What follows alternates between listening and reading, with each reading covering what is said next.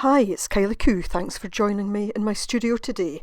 So, in part one of this video, I made some backgrounds and masterboards, mainly using acrylic paints, some ink, and of course stencils. But what I wanted to do in this video was to show some alternatives, just in case you don't have acrylic paints, or you have a particular type of supply that you want to use.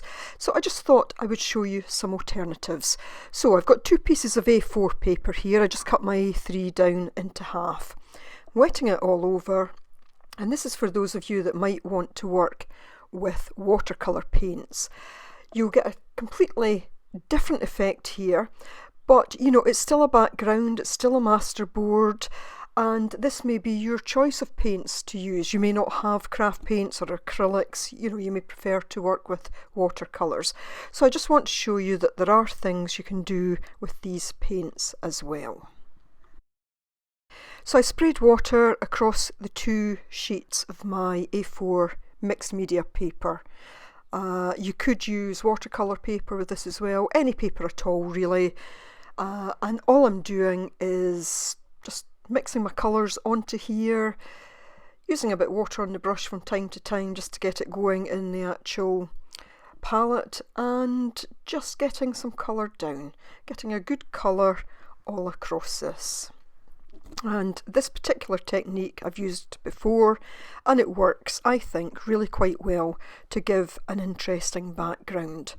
So getting all my colours down, and then what I'm going to take is a piece of plastic wrap, saran wrap, and I'm just going to lay it all over that sheet of paper. Now you'll see little air bubbles appear.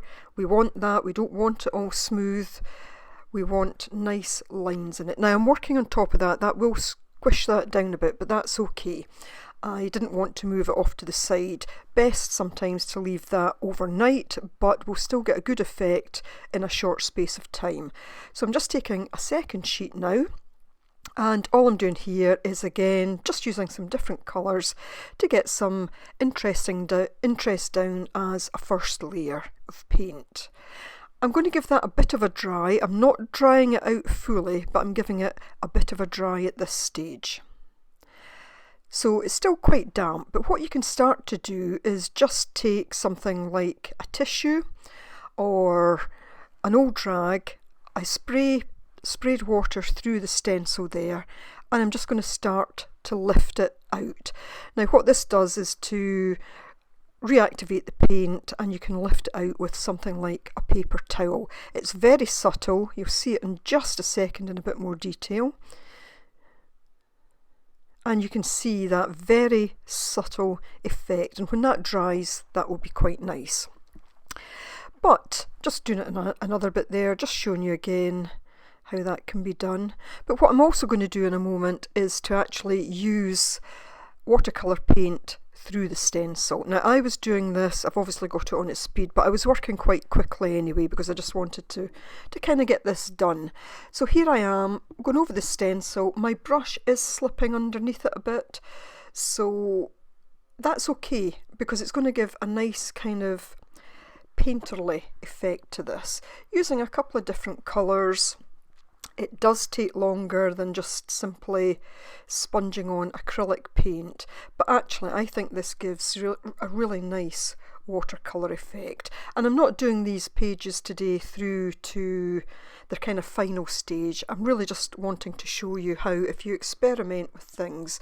Now I did use my heat tool there, but it was about 12 inches above the page. I just wanted it to dry a little bit. Taking that Tim Holtz stencil now, and again just using some black paint through this. It's not going to give me a perfect effect, you can see it's gone a bit blotchy, but what I'll show you in a minute is if you use your paints less wet when you're using the stencil, it does start to get a little bit clearer. So pretty much dried that. It was still a little bit damp, but here I'm going to try some black again, trying to take a bit more time with it, though my brush was still going underneath it, probably because of the build-up of the acrylic, because you'll see I hadn't washed them off. So, you know, still not perfect, But this is just about mark making for a background. This is not about getting a clear defined image. This one I used to paint a little bit thicker again, and you'll see it started to get a little bit sharper. So if you've only got watercolours but you do have a stencil, then it is possible to stencil with watercolours, and I think you can get a really nice effect. And the way this page turned out, it doesn't look like much, but it's still a background for something else, and I know exactly what I want to do with this page. As soon as I saw it when I stopped, I thought I know what I want to do with this. So hopefully in a future video I'll be able to show you that. So I think, you know, those are quite nice colours in the background. It was enough to kind of inspire me to do something else with this. Just showing you there that you can actually also use something like a sponge. That doesn't pick up very well on the screen, but it does show up on the page. Now this is just a short time later. I've taken off the layer of film, the plastic wrap there, and I will show you that in just a second because I have now dried it. So there's that first page again, and there's the second. If I'd left that for an hour or so or overnight, it would have looked even better. But in that short space of time, I've managed to get a decent background. Now, let's say you only have something like Neocolour 2s, or you want to try and create backgrounds with Neocolour 2s. Here's a way of doing it. So I'm just going to pick 3 colours. I often like to work when I'm doing backgrounds with 3 colours. They can either be 3 that go together, or sometimes 2 that go together and maybe 1 for contrast. So all I'm doing is laying this down. I think this time it's a piece of watercolour paper that I'm using. It was just a kind of piece that I had left over, and all I'm going to do now is to take a wet rag and just start to blend that in. Now my craft mat underneath has got lots of blobs of glue on it, so this wasn't blending quite as well as I would have hoped. You can see some of the harder lines, but that's okay. Again, it's just about creating background interest here. So all I'm doing is going over all of those. And a bit as with the dilution paints that I showed you in the first video, you can keep blending until it blends in quite nicely. And you can keep adding colour, or you could leave as is. And I'm going to do one similar to this in just a moment. I'm going to swap that mat round. I'm going to turn it over. It's dark on the other side, but it's a little bit smoother. So I've got my 3 colours again. Although some of these had paint on them, I do sometimes work with them directly on top of acrylics, and if the acrylic's not dry, then sometimes they do end up with a bit of paint on them. So again, just going to use my 3 colours, all in the same kind of colour family here, a sort of orange red, an orange and a yellow. And again, just going to start blending these in.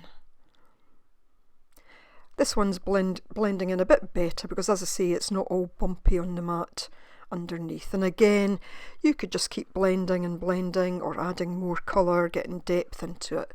Now, if you don't have a stencil, just use what you've got. So, and if you don't know what to do circles. I always find if I'm sitting and I don't know what to do, I just start to draw circles. I like to draw them nice and loose, and you'll see I'm also taking the wet wipe there and just going over and smudging them out just a little bit. And again, I think you can create quite a nice, quite an effective background by doing something as simple as this.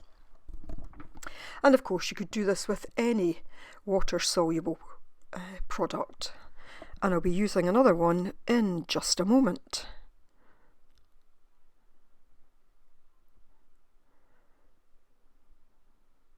Just going right over it, smudging it a bit more just because that's what I want to do. And at this point I think I'll add in a bit of a contrasting colour, so it's kind of blue turquoise there. Just mark making, and again just smudging those lines a little bit. You don't have to smudge them, it's just I like the effect that creates. Oh, and in with another colour, a little bit here and there.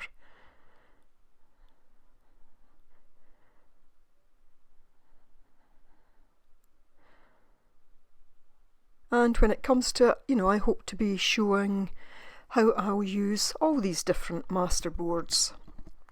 Now I've got some Inktense. Now I also have Inktense blocks. I was going to use them and I don't know where I've put them. So I'm just using my Inktense pencils here. Just pulling out a few different colours, and I'm basically going to do a similar technique as the one I did with the Neocolour 2s. But what I'm really about today, I'm just wetting that over and then I'm going to start to blend it in. What I'm really trying to say is, whatever you've got, just experiment. You know, you can basically do backgrounds with any type of supply at all. Doing something similar here, again, when all else fails, resort to circles. Just doing them in different colours, doing some lines, just creating some interest on the page. And remember, this is all going to be background, so it doesn't need to be anything more than this. Now, I think, well, let's say I do want a little bit more interest. I'm dipping my pencil into the water there and getting a different effect with it. A more painterly type effect this time. So dipping it in, I could use a paintbrush on it to take the colour off the pencil and then lay it down, but I just want to try and create something a little bit different. Adding colour here and there, some contrast, just spraying it with a bit of water. I took my brush there, just spreading out some little bits and then lifting and pulling out the colour a bit more. Dried it off there, and then I thought, well, again, if you don't have stencils, just draw your own designs. So just doing that kind of diamond pattern, not looking to replicate anything, just putting my own take on it down. And you could basically draw anything in the background here, so not making these a focal point, just making them for background interest.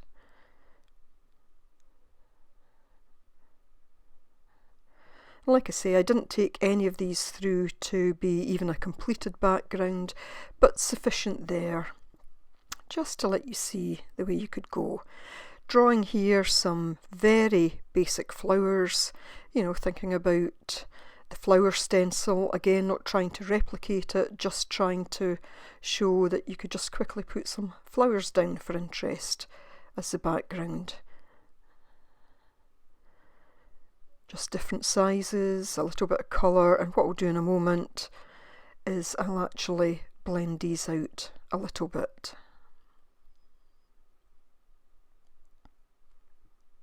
So I will leave a link to part 1 of this video in the description box below. I'll also leave it in a clickable link above and in a link at the end of this. I understand that some of the playlist links have not been working. I don't know why that is. It must be an issue at the kind of YouTube end, a technical issue, but hopefully they're back working now, and I will leave a link to a list of other videos that might just give you some inspiration, some ideas for creating backgrounds and masterboards. So just going over that with a paintbrush, taking out the colour, adding a little bit more. You could go on and fill the whole page with just flowers and diamonds and marks of any kind, but I actually like the way this turns out at the end. And that's the other thing, you don't need to fill every inch, every bit of white space. Sometimes it's quite nice to have some white space on a page, so this particular one I didn't keep going and fill in every inch of white.